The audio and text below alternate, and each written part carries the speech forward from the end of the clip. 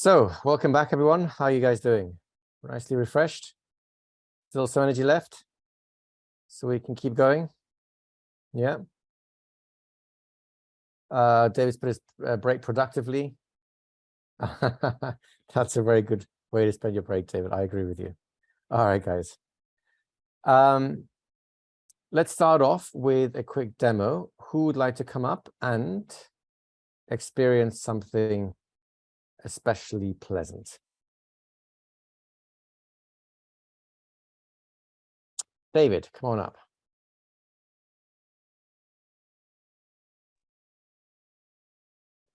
Especially pleasant. That's my middle name. David, especially pleasant parks. Actually, it's David Amusement Park is what I'm introduced for when I go on stage. I like that one. Okay. So what I'd like you to do, and let me just get my video so I can see you properly here.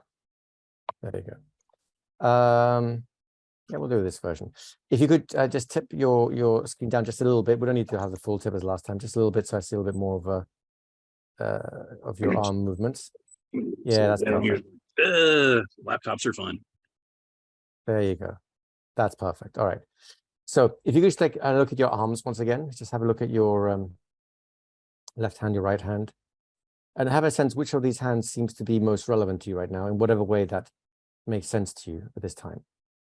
Allow the other hand to just relax on the lap and continue to look at the patterns, the lines. And as your eyes can naturally, that's right, go in and out of focus. It's all right if they start blinking.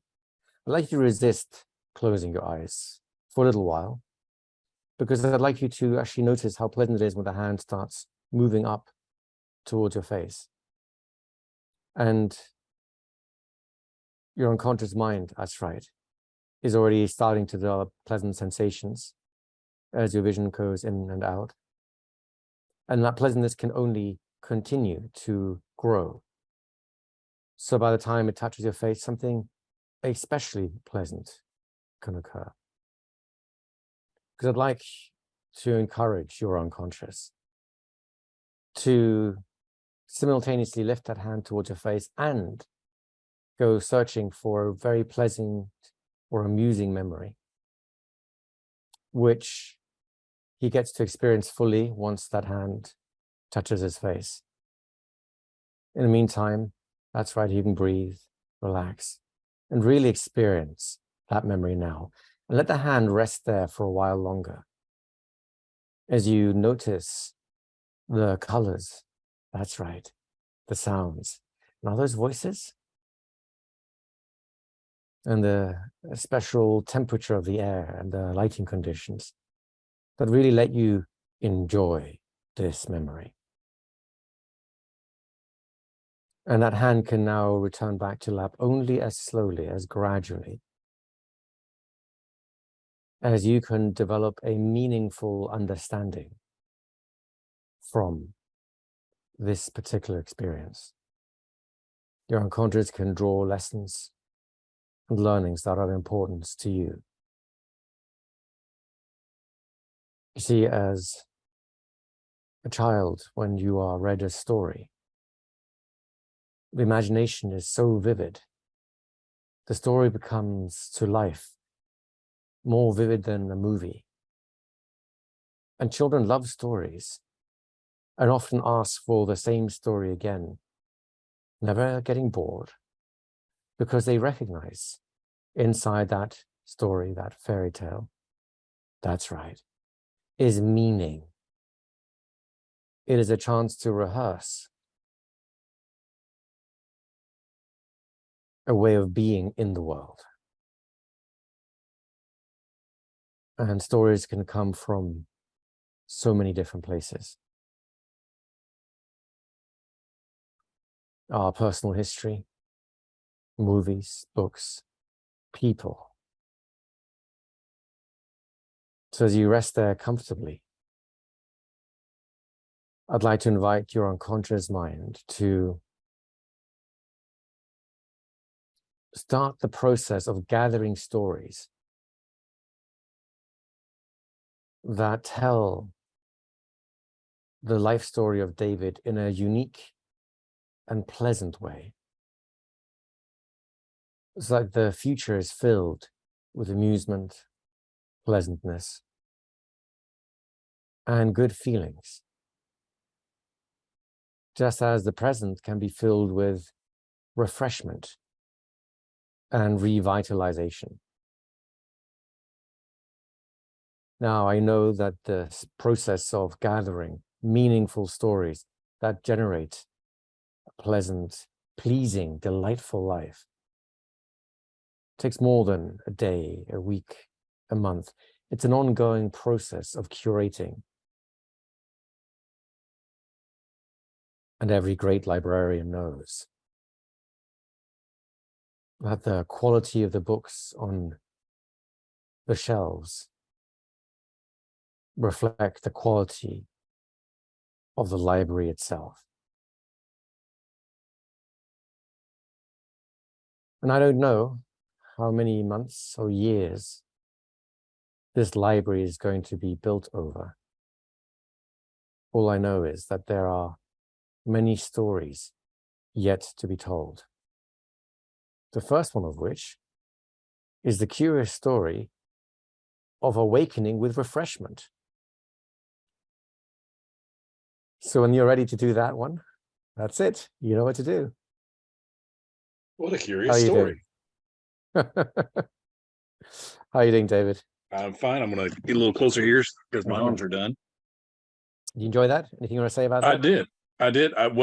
It's like, think of a story, and the one that immediately popped in my head, if we got time for a story time with Uncle David. Yes.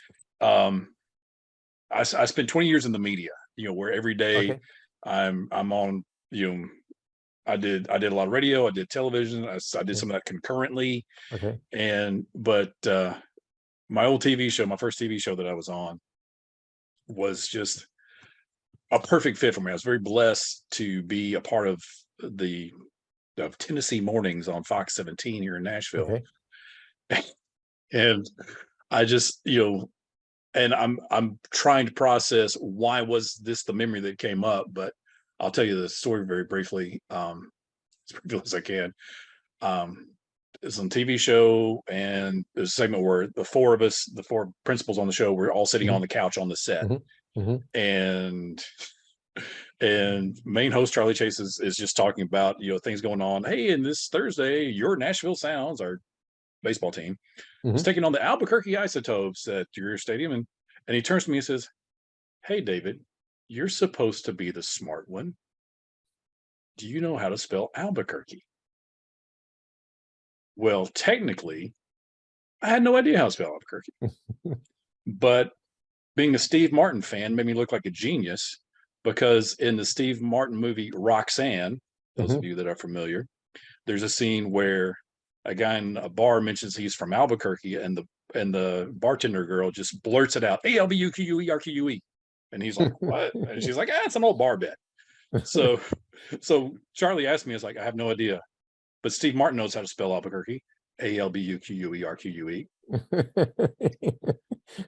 Okay, so the Sounds are taking on the Isotopes this Thursday.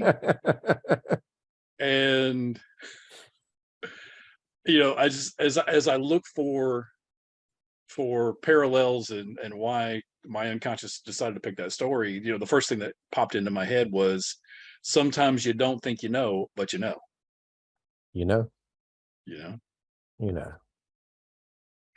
Beautiful. So shall we go through this process very simply and then see how that fits with metaphors? Is that okay? That is fine. All right. So number one, induce trance. Use the reverse arm levitation, or you can actually, I use the actual arm levitation, right? And just give general feel-good suggestions. Then we're going to give a process. Send the unconscious mind on a search for a pleasant or amusing memory, right? Which they can experience when the arm has completed its journey up to the face, down to the lap, whichever it happens to be. I like up to the face because then I can use down to the lap for my second round, but you guys do you, right? The key here is, as you are giving, general suggestions around pleasantness and the arm lifting and sensations and all the good stuff we've been talking about, do your best to relax internally and then just see what metaphor just comes up, just like we've been talking before with the the house and the painters and all that sort of stuff, right? What metaphor seems to be appropriate in the place you're in right now? What do you feel like saying? And then just tell it. Allow it to evolve. And when you're done, bring them back feeling refreshed, right? This is a starting point for using metaphors more practically. The key here is don't overthink it. Just let a metaphor, a story of some kind come and see how you want to present it. Trust your unconscious is another way of putting it. Does that make sense, David? Mm-hmm. Any questions about that? Unless it's saying, how do we get a metaphor we don't know what they're experiencing? You see, that's the big question, isn't it? Don't worry, it's going to get easier. For now, you don't just have to trust your unconscious. And I'm going to give you a clue here. The harder you think, the harder it'll be. The less you think, the easier it will be. And I make you this promise. If you don't think at all, it'll just be there. So it's up to you. How hard you want to work for it. All right? All good, David? All good. Let's release David back to wilderness. I'll give you guys 2 seconds to, don't ask for a problem. No, this is just a warm-up. We're just going to give them a pleasant, meaningful experience, which includes a metaphor that you've conjured up out of nowhere. At the end, you can discover how well it hit or not, right? The practical use will come up. We're just kind of warming up towards that right now, okay? So let's take 7 minutes each on this one. So 22 minutes in total. I think that gives you plenty of time so no one's rushed. And that gives us plenty of time to invest into our next exercise afterwards. Elizabeth, are you ready to rock and roll? Yes. Take us away.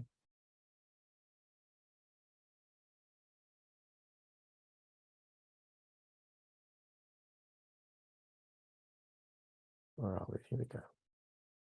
How are we doing, folks? As we're waiting for people to come back, please start typing up your experiences, comments, questions, anything like that. Welcome back, everyone. How was that? Was that fun? So for Steve, it was a fantastic opportunity. You had a good time with Maurice. Excellent. Great fun. Lots of laughter. Excellent. Craig and Barbara, I'd like to hear that. Chris is enjoying himself too. Good. Fun, fun, fun. Excellent. Right?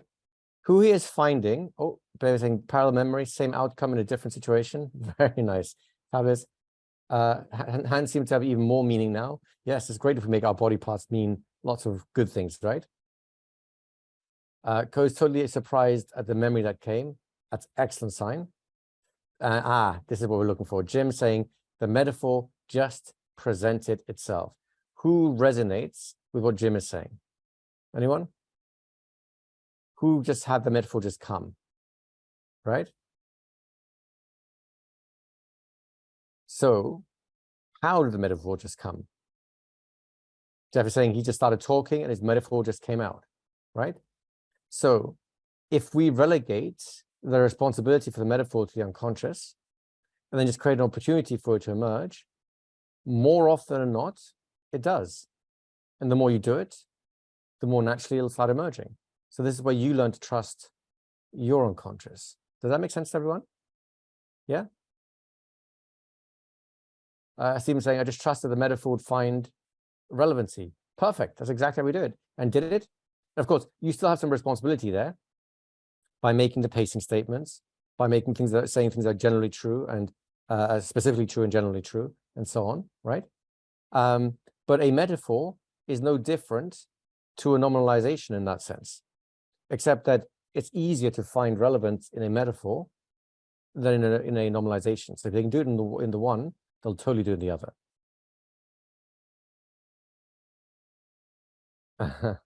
Petra said, have you ever thought about how that could be like? And then the metaphor finished the sentence on its own.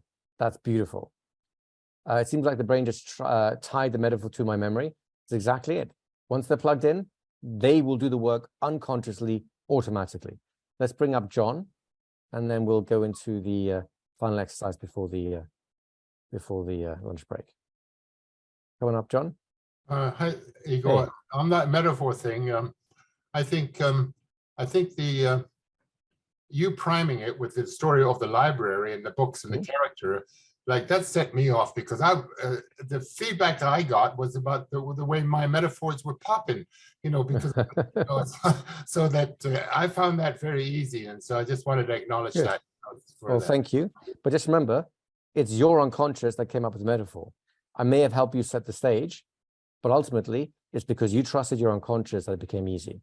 And if ever it becomes hard, just that all that means is you need to get back in touch with your own unconscious, and it'll be easy again, right? Yeah, I didn't think I was working at it. I really didn't think. That's how it should feel. That's exactly how hypnotherapy should feel. You're not really working hard.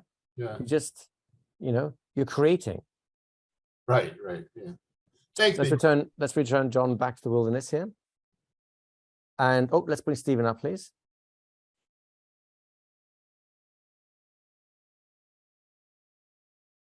Go ahead, Stephen. So a little bit about the metaphors. How much detail do you get into the metaphor before you can actually take someone away from the experience? So I talked about it's like learning how to ride a bicycle, but I didn't go into much details about, I just let Maurice in this case develop the own sense of meaning, and that there is meaning similar to that, but I didn't get into detail. So here's a general rule of thumb. If your metaphor, one or two things can happen. If your metaphor gets really long, you're basically doing a version of a revivification. It's just the story comes more to life than a memory will come to life, right? There's nothing wrong with that, right? Will it interrupt things like an arm levitation? Again, no. If you are concerned, then just alternate. Tell a bit of the story, go back to a little bit of pacing. Go back to the story, go back to a little pacing. So you do your pacing and leading if you have any concern. At that point, your metaphor can be as long or as short as you think is relevant. Wow. So more importantly is to just say what you feel like saying than worrying too much about. If you're getting the stage set right, then your metaphor will tend to hit right. Whether it's a short one or it's a long one is more a question of where you're at. And if you trust your unconscious, it will tend to head you in the right direction, right? How do you know in the right direction? Well, that's where you do your pacing statements for your specifically true, generally true. You can get the arm levitation to give you a clue as to where they're at in the process and so on. Right. So those are all things that will help. But ultimately, the ultimate proof is harmony, disharmony. Super simple. Lines. Yep, got it. Right? Does that help? It does. Thank you. Rock and roll. Let's release Stephen again. And now allow me to make an offer to you all who'd like to come up for a demo. All right, Jeff is up. He hasn't even learned what it's for yet. And I'm going to make it extra special now, Jeff, because I love the trust you put in me here. All right, Jeff. I'm doing well, thank you. Doing well. Excellent. Excellent, excellent. All right, so would you like to do this overtly or more covertly? I'll give it entirely up to you. Depends on what it is. Content will be what you want to achieve in hypnosis. You can either think about it and not share. That way people will see that it still works. Or you can talk about it and I can put a few tweaks on and it will still work. Either way really is better. Really? Okay. Is a question of what you would like to see more of. What would I like to see more of? What would I like to see more of? Just in life in general, or is this just no? Just do you want to see it overtly so you get more of the steps, or do you want to see it covertly so you just have the experience and I have to do all the guesswork? And you can see that it works even if I don't know what's on your mind. I'm fine with either one. Let's do it. Right. So covertly then. That's the harder version. All right. Okay. So then just take a moment to think about what you want to achieve with hypnosis. Really consider that. Really reflect on what dreams, hopes, ambitions you have. You got something like that? Mm-hmm. And then for this one, I'd like you to rest your hands on your lap so lightly that Do they're you want me- barely touching your lap. Do you want me to turn If my possible, camera? yeah, just for you, put your camera down a little bit just so I can see a bit more. Doesn't have to be perfect. That's actually ideal, absolutely ideal. So touch them so lightly they're barely touching your lap. And I'd like you to maybe gently scan from left to right, wondering which hand will begin to lift first. Because your unconscious has a purpose now, a direction, something to achieve, that's right. And as that hand starts lifting up, and your eyes can be as comfortably closed as you'd like them to be, you can experience that movement in a way that's relevant for the things you want to achieve with hypnosis. That's right. And as that hand comes up towards your face with honest, genuine, unconscious movements, I want you to know that your unconscious only needs to pay attention in ways that you respond to those things that are appropriate and relevant for you to achieve what you want to achieve with hypnosis. Any suggestions I make, anything you hear, any words, any phrases, are only to be interpreted in light of what helps you achieve what you want to achieve with hypnosis. When that hand finally touches your face, your unconscious mind can begin two simultaneous processes. First, your right hand will begin to lift to show you that it's engaging in the second process, which is to review all your practical experiences of hypnosis. The right hand can lift at a rate pace that your unconscious mind reviews all the practical experiences you've had in hypnosis, always with a view to achieving what you want with hypnosis.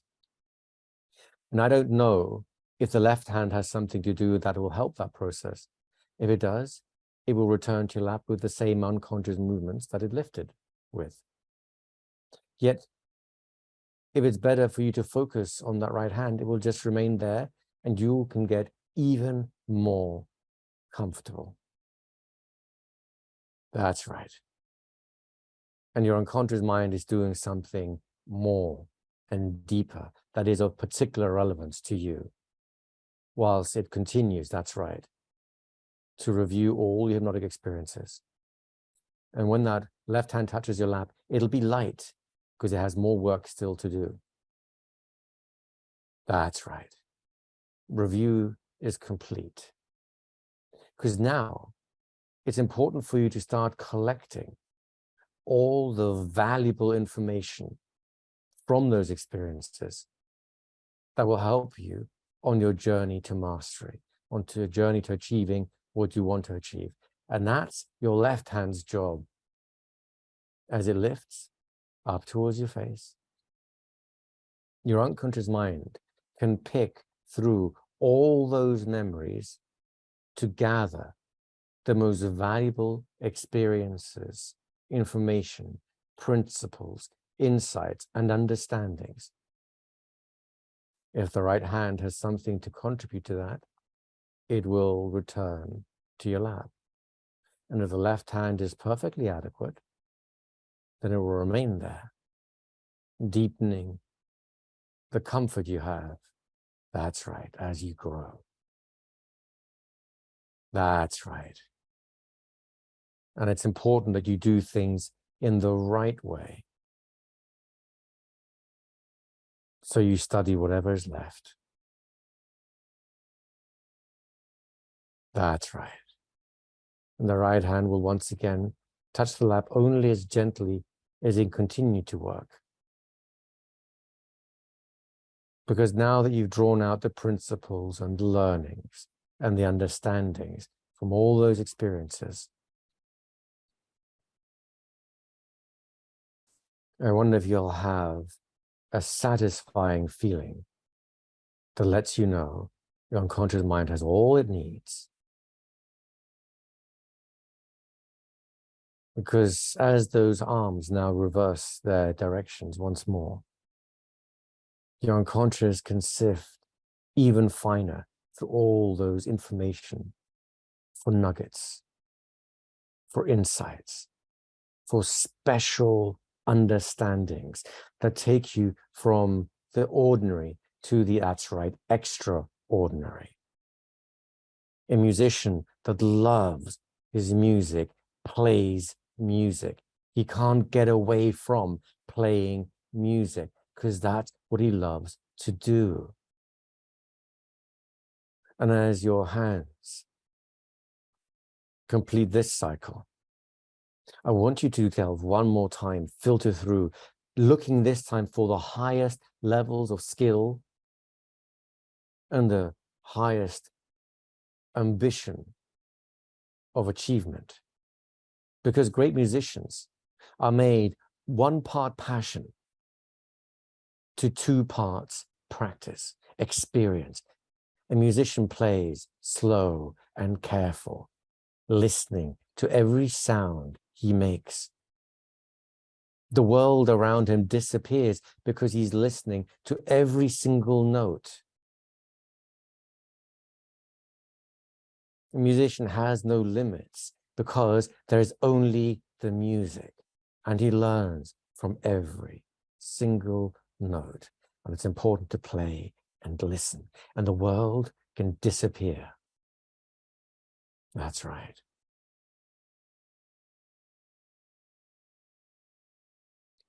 Now, what separates a really good musician from a great musician is that they can let go of limitations, beliefs, fears, anxieties.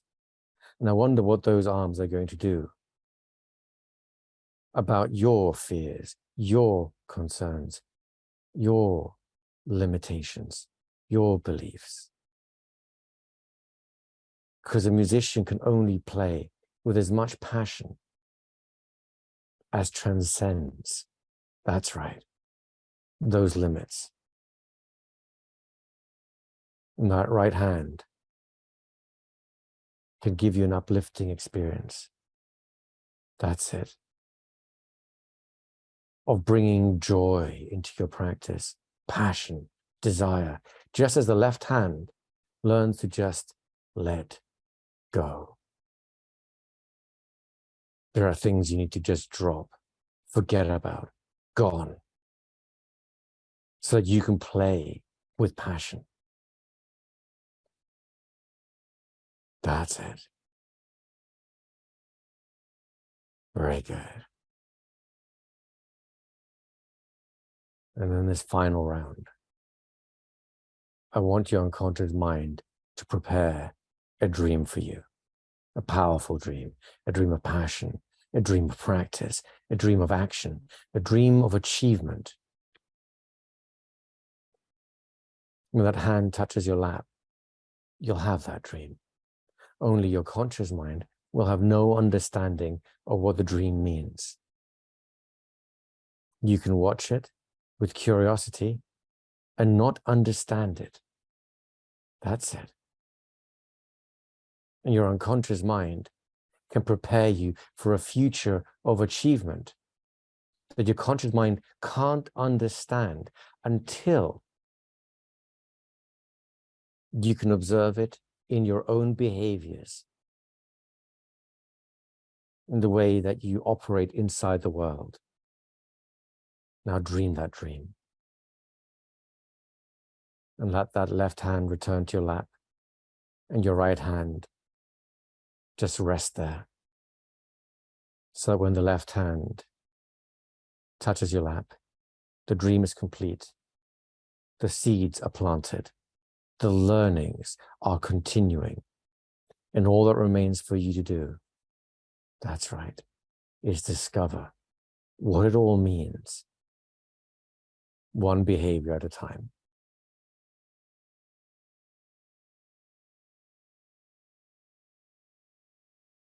And your unconscious mind can take all the time it needs to complete any process it needs to give you a feeling of satisfaction that the future is drawing you towards it now. And that process can continue in the back of your mind as you walk, that's right, and breathe and live your life, as you sleep and dream and learn. And all we need to know is that that process has continued enough for it to continue in the back of your mind as the conscious part of your mind collects itself together again and gets busy with, the art of living. The first step of which, of course, is usually, like every morning, to open your eyes so you can be in the world whilst your unconscious mind does other things, right? That's right. Any comments? Any questions? It was quite interesting because I kept getting different feelings coming up. Mm-hmm. And then I would get other memories. There was like a timeline. It was interesting. There's a lot of unconscious processing that's going on right now. Right? I did have a lot of pictures in my head though, more than I usually do. So I don't know why that Nice. is. Yes, the unconscious is doing something. Do you think it's worthwhile? I would have a hunch that it is, yes. Yeah. Well, given that hunches are unconscious communications, I'll take your hunch. Mm-hmm. Any questions? Not at the moment, no. All right. So here's the exercise, right? Your mission, Jeff, if you're willing to accept it, is to go into your groups and spend 5 minutes discussing what the hell just happened. I'm going to give you no clues. You decide what it is you think you saw, or for you, what you think you experienced. Then you'll have 7 minutes each to do whatever it is you think you saw with each other. That's it. 26 minutes total. It's right up to the lunch hour. Jeff, is this a mission you choose to accept? I do accept. As long as it's not going to self-destruct on me, I accept. The only thing that'll self-destruct is your limitations. Can you handle that? Yeah, that's a good one. That was a good one. Yes. All right, let's release Jeff back to the wilderness. Everyone clear on the ambiguous instructions there? In your groups, 5 minutes, discuss what's your best guess at what you saw happening, and then try it out. And if you disagree with the others, by the way, that's okay. You do you, and they do them. All good? I think so. Elizabeth, take us away.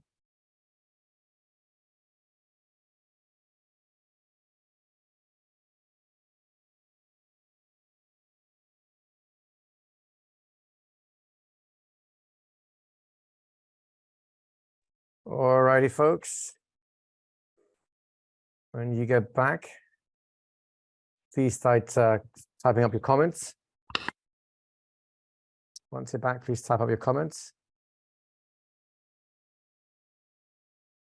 All right, welcome back, folks. How was that? Was that fun? Mark found it great. Peter really enjoyed that. Anyone else? Hypno magic from David. Excellent. Much easier and very pleasant. Good stuff. Any more for any more? Who here found no conscious clue on Co's part? Did your partner enjoy those? The question. That's super wonderful, fantastic. Who here found that you actually ended up doing a different process to other people in your group? Anyone? Just raise your hand or wave at me or something. Perfect. That's absolutely perfect. Did it work? David saying, yes, I just turned off the conscious mind and just flowed. Welcome to paradise, ladies and gentlemen. This is what makes you exceptional hypnotist, and in this case, hypnotherapist as well. So congratulations, right? Everyone gets to be different. Everyone gets to do their own, and you can basically adjust any technique now that you know these secrets to make it fit what you wanted to do, can't you? Fit the moment, fit what you want to do. All you have to do is remember our basic principles, right? Watch for harmony, suggest specific and general things, pace and lead them, right? revivify experiences or use other metaphors and or other metaphors. Super easy. Any questions, folks? So then I think this is a great place for us to pause for lunch. It's now 5 past the hour.